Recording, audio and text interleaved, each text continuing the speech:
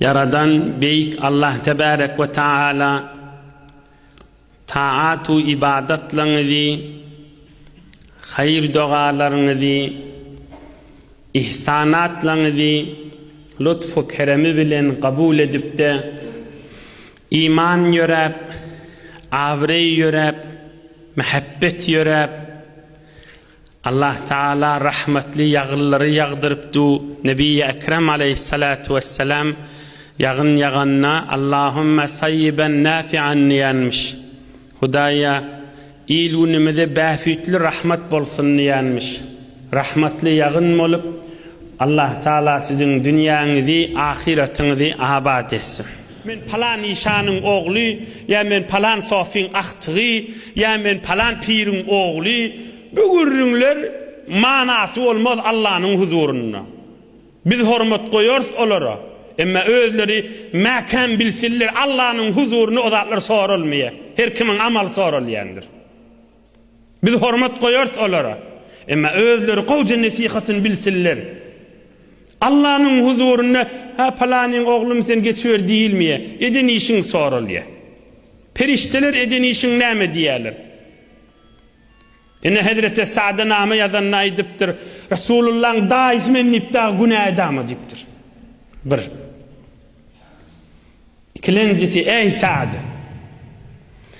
İnna Allah Teala la yemhus seyyi'e bis seyyi'.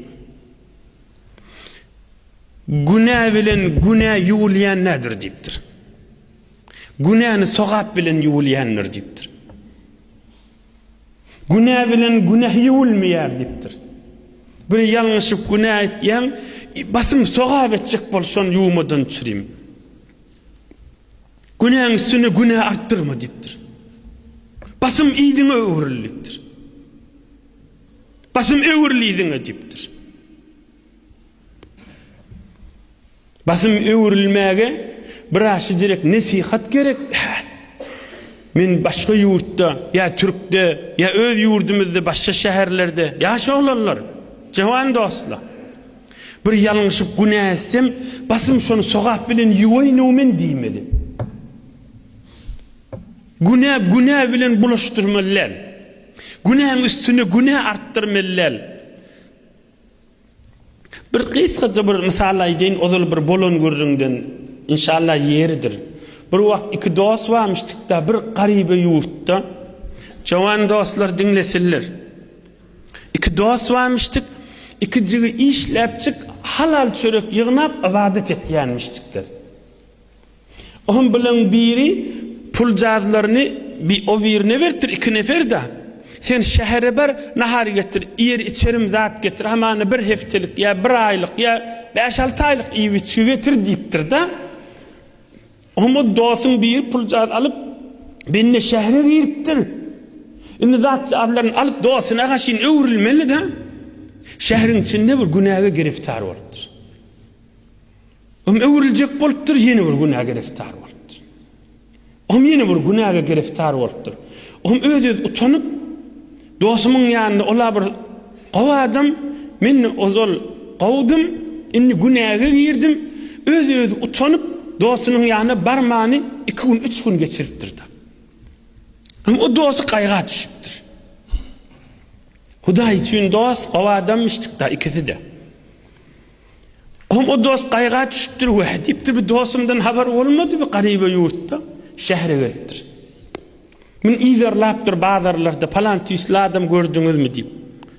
Bunu gözlenip ahir bir yerde bir qabatçı yerde tafıptır. İnni ol günaha giriftar olan dost utanıyor hamına sataşmağa. Ol ibadetten gelyen bir dostun izarlar anırdan gele kanımın kucaklap okşaptır dostum deyiptir. Gelmedin de deyiptir. Biliptir bir dostunun günaha giriftar olanlığını. Yüzünü gözleptir. Ne mi diyen deyiptir. Ben seni tanıyamak deyiptir. Utanıp ediptir da. Olay deyiptir. Can olsun deyiptir. Bangrayından okşaptır. Can olsun deyiptir. Öğürleyli deyiptir. Şerin yersinden öğürsen hayırdır deyiptir. Men dostluğum şu mahal yüze çıkarmalı yerim sana deyiptir. Oğlum yanındakilerden heleydir, erkektir, olardan utanmayacak bol.